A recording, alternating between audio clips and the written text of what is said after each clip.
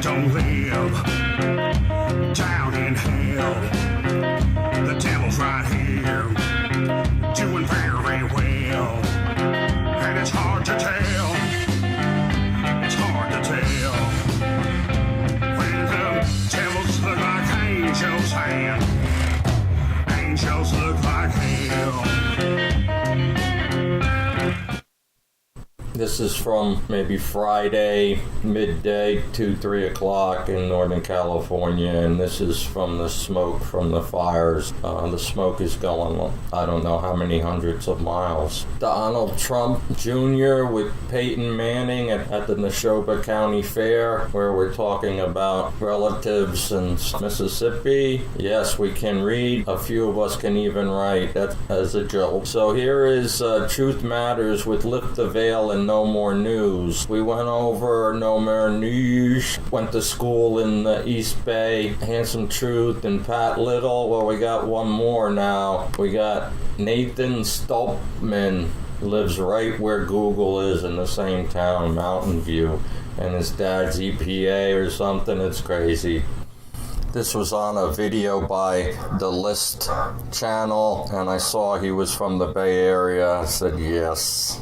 They look for family members of the workers at the military-industrial complex, and now they're doing the tech industry, looking for people that can do psyops for them. We got Mr. Blackstone, Jake Morphonius, Blackstone Intelligence. We look up William Eugene Blackstone from 1841 to 1935, was an American evangelist and Christian Zionist. He was the author of the Blackstone Memorial of 1891, a petition which called upon America to actively return the Holy Land to the Jewish people. Blackstone was influenced by Dwight Lyman Moody, He was born in Adams, New York, became an evangelical Christian when he was 11. Okay.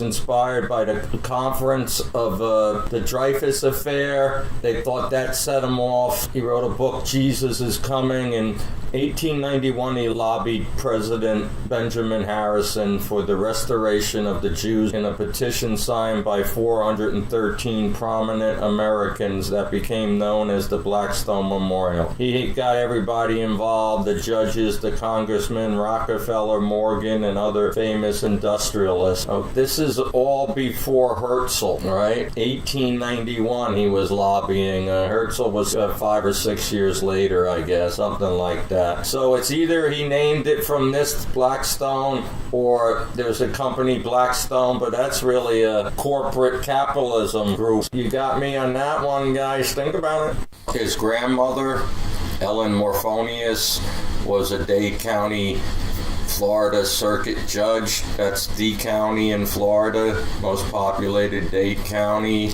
most likely in the United States, the highest percentage of Jews next to New York, might even be higher than New York, even though it's a quite a bit smaller population. This was Wasserman Schultz country. She was about as bad as you get. She is very good friends with Gabrielle Gifford, another Jew heavy in the Senate Congress, and you have Gillibrand there in New York. The three of them would vacation together up in, I think it's Maine, at one of their properties every summer.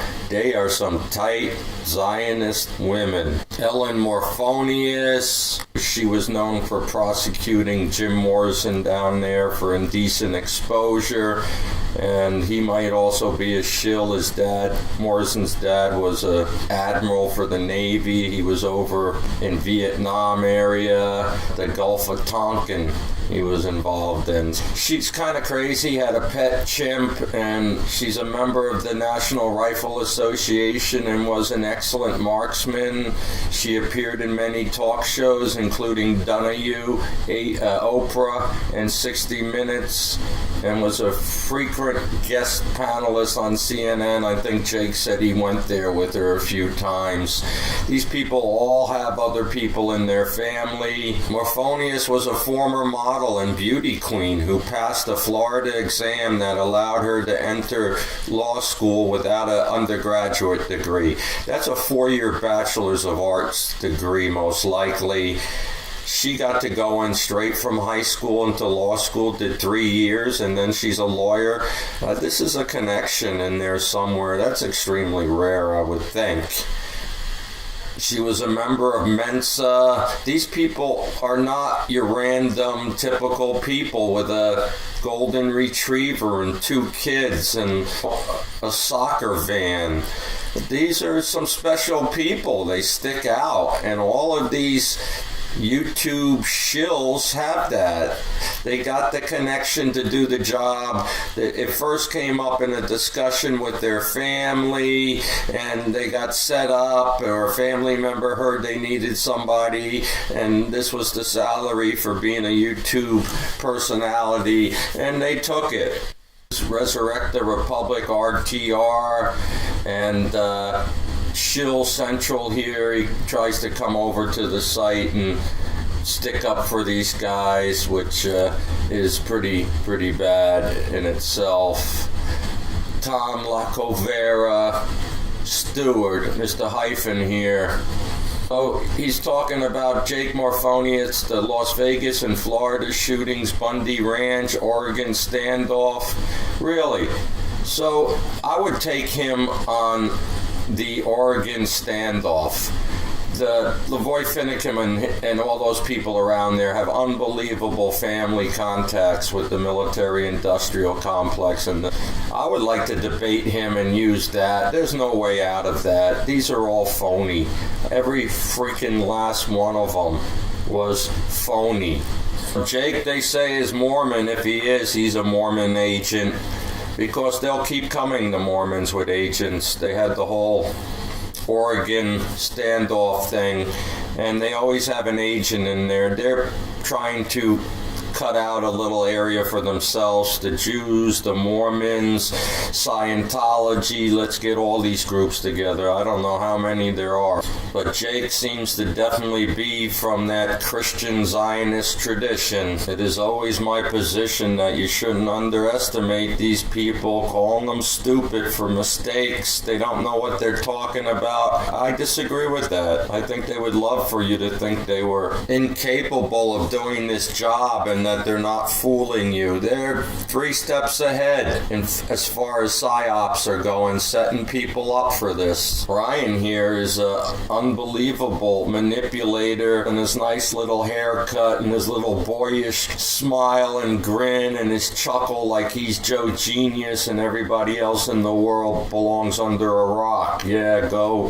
Ryan. We have Ryan Dawson, who they're marketing as a neo-Nazi, the Quinnell salute.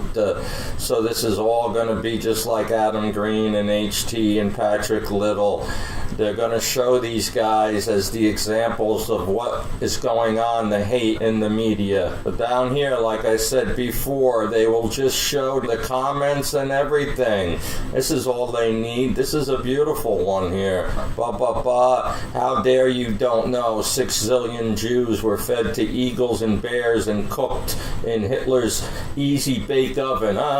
Easy bake oven. Okay, that's what's going to happen. Here he is on RT. He gets around a lot. He's a peace campaigner and human rights activist. Really?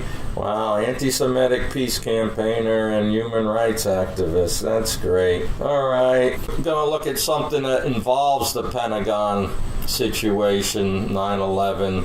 They started building it on September 11th, 1941. You challenge people to debate, and I'm going to debate you now. Okay. Thank you. Finally, somebody. Yeah. So, but let's get you fully introduced first. You are Ryan Dawson, ANC reporter, and you have some good documentaries. Thank you. The Empire Unmasked is the most recent one, right? The Empire Unmasked is the most recent one on 9/11. Sure. On 9/11. Yeah. And then before that, you had... I had War by Deception. I did Decades of Deception. I changed that title. Well, looking at this room Adam is in, very nice California room. This is a pretty big house. We'll look at, take a random sampling of the houses in the area. Excuse me, I'm getting sick. So, this would be a house in the area, something like this. Realize in California people spend a lot of time outside, more than the East Coast, and you have these ranch houses. You don't need much room, but this is probably 2 floors, living large. This house has got 2,600 square feet. It's got 3 bathrooms. It's got 3 parking spots. It's got 5 bedrooms. It's estimated to be worth $825,000. Okay, if you were paying rent, it would be around $3,200. That's a lot of money you could probably get left to you, huh? Yeah. It's up to everybody to make their judgment. This is some YouTube channel that doesn't mind showing you what their house is like and that it's worth some cash on whether this is somebody that can avoid, with this kind of money around, avoid Jews and be anti-Semitic and not have your neighbors be Jewish or anybody in town or your real estate broker or your tax collector or the policeman or okay? Yeah, well, nice of you guys.